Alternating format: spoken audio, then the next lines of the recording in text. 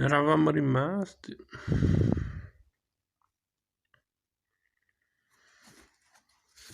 Pagina 44.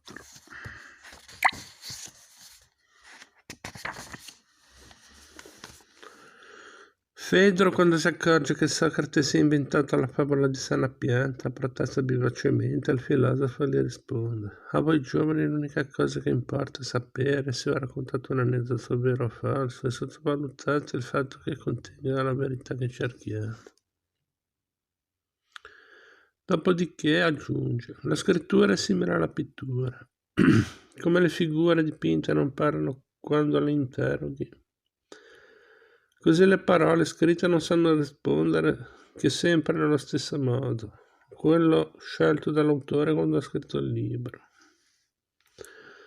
Ho sempre avuto il sospetto che Socrate, come Gesù del resto, non sapesse né leggere né scrivere. Il fatto che Diogene Laerzio dica che abbia scritto una favola esopica non significa proprio niente. Potrebbe averla dettata a uno scriba. A chi obietta che un uomo intelligente come Socrate non poteva non aver imparato a scrivere? Rispondo che anche oggi ci sono milioni di persone intelligentissime che non hanno ancora imparato a usare il computer, malgrado che non ci voglia più di una settimana per impratichirsi nella videoscrittura. La verità è che a quei tempi erano pochissimi a saper leggere e scrivere. Plutarco racconta di un ateniese che, essendo analfabeta, per incidere il nome di Aristide sugli ostraca, si rivolse proprio a lui. Alla domanda di Aristide se conoscesse l'uomo che voleva mandare in esilio, il cittadino rispose che non lo conosceva, ma che non ne poteva più di sentir dire da tutti che era un uomo giusto, al che Aristide scrisse il proprio nome nelle liste e non disse più nulla. L'universale. Nei dialoghi platonici Socrate è solito chiedere ai suoi interlocutori la definizione di un valore morale e regolarmente costoro rispondono citando un esempio particolare. Al che Socrate si mostra insoddisfatto e insiste per ottenere una definizione più universale. Platone, Menone, 71-72. E qui c'è un dialogo tra Socrate e Menone. Sapresti dirmi, o Menone, che cos'è la virtù? E che ci vuole a dirlo? La virtù dell'uomo sta nell'essere capace di svolgere bene un'attività politica, nell'aiutare gli amici e nel danneggiare i nemici. La virtù della donna consiste invece nel sapere amministrare la casa e nell'essere fedele al marito. Poi c'è la virtù del fanciullo, quella del vecchio, quella... Ma tu guarda che fortuna questa mattina. Cercavo una virtù sola e ne ho trovato uno sciame. A proposito di sciame, o Menone, secondo te esistono molti tipi di api? Molti certamente ogni tipo differisce dall'altro per grandezza, bellezza e colore. E tra tutte queste diversità c'è qualcosa che ti fa dire, oh ecco un'ape. Sì, il fatto che in quanto ape non è molto diversa dalle altre api.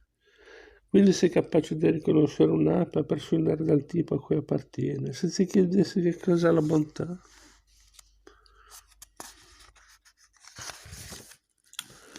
ti risponderai che vuol dire aiutare il prossimo e dare del denaro a un amico che non ne possiede. Mentre se aiuti uno che non ti è amico, non è un atto di bontà. No, signore. Anche se aiuto uno che non è amico, è una buona azione.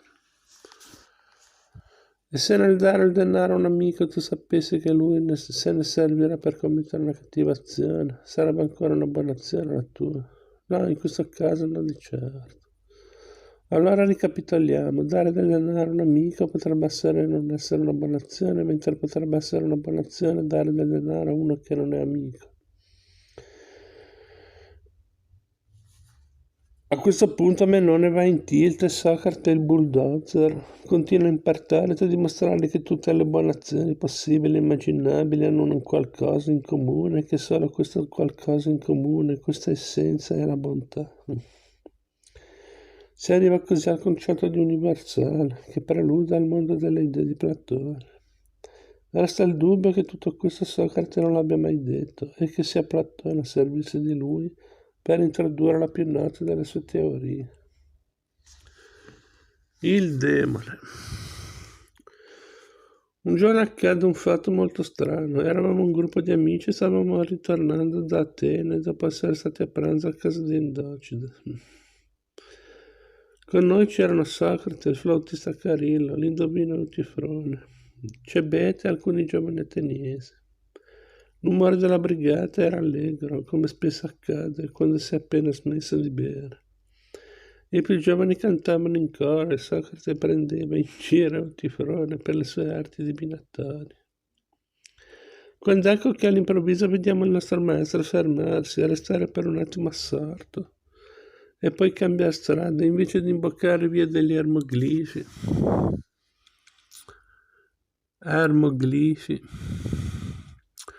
Come avrebbe dovuto fare per raggiungere l'Agorà, gira per via dei Cassai.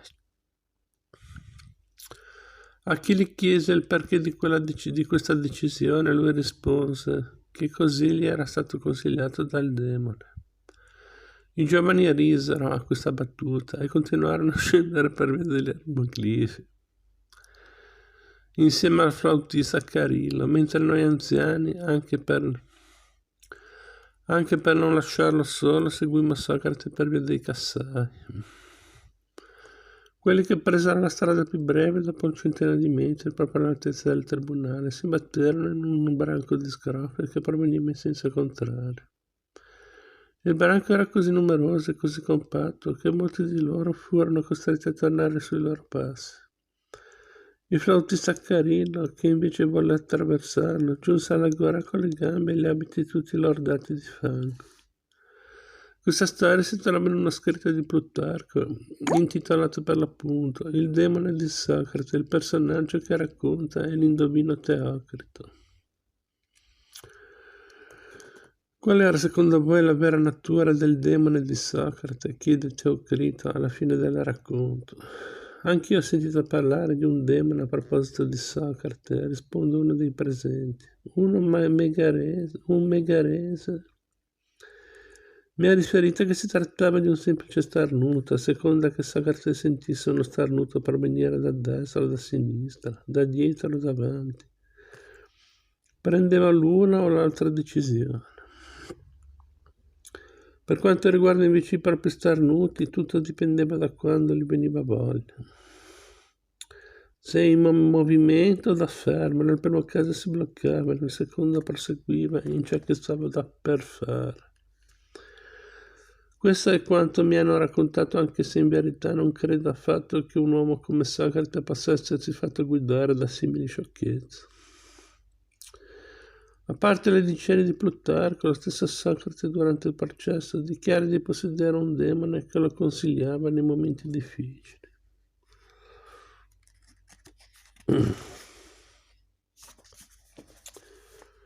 È come una voce che ho dentro di me fin da fanciullo, la quale ogni volta che si fa sentire è sempre per dissuadermi dal fare qualcosa, mai per farmi agire.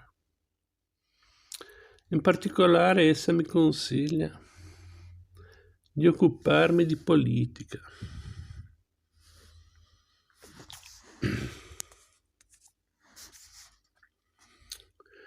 Le interpretazioni del demone sono innumerevoli, si va dallo spirito guida all'angelo custode, alla coscienza critica, al sesto senso, all'intuizione e via dicendo. La mia opinione è che si tratti di un jolly che Socrate si era voluto riservare per non essere costretto ogni volta